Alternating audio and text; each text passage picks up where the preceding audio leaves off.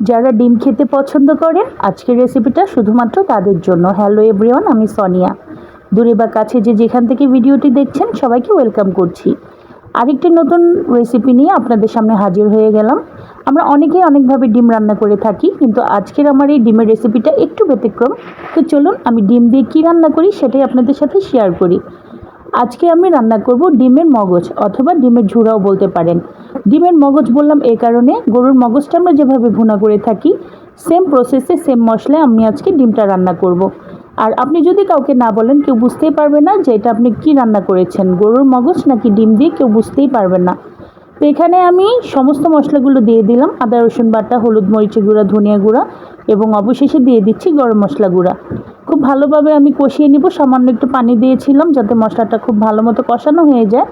ভালো মতো কষানো হয়ে গেলে এখানে আমি 5টা ডিম গুলিয়ে রেখেছিলাম, সেই ডিমের মিশ্রণটা এখন আমি এখানে দিয়ে দিব। দিয়ে তারপর আমি মশলার সাথে খুব ভালো মতো নেড়েচেড়ে মিশিয়ে নিব, নিয়ে একদম ঝুড়া ঝুড়া করে ফেলবো। এভাবে করে ডিম রান্না করলে কিন্তু অনেক ভালো লাগে।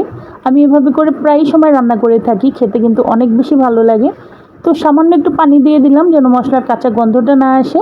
তারপর পানিটা একদম শুকিয়ে ভাজা ভাজা করে আমি এটা রান্না করে নেব। যতক্ষণ না এটা পানিটা শুকিয়ে যায় এটা আমি তেলের উপরে এভাবে খুব সুন্দরভাবে নেড়েচেড়ে ভাজতেই থাকবো। এটা এভাবে করে রান্না করে গরম ভাতের সাথে আপনারা ট্রাই করতে পারেন। আমি আশা করছি আপনাদের সবার কাছে অনেক বেশি ভালো লাগবে। কেউ নিরাশ হবেন না, কারণ এটা অনেক বেশি টেস্টি হয়ে থাকে। একবার হলেও এটা বাসায় আপনারা ট্রাই করবেন। তো আমার আজকের রেসিপিটা ছিল এই পর্যন্তই। সবাই ভালো থাকবেন, দেখা হচ্ছে পরবর্তী কোনো ভিডিওতে। ততক্ষণ পর্যন্ত ভালো থাকবেন। আল্লাহ হাফেজ।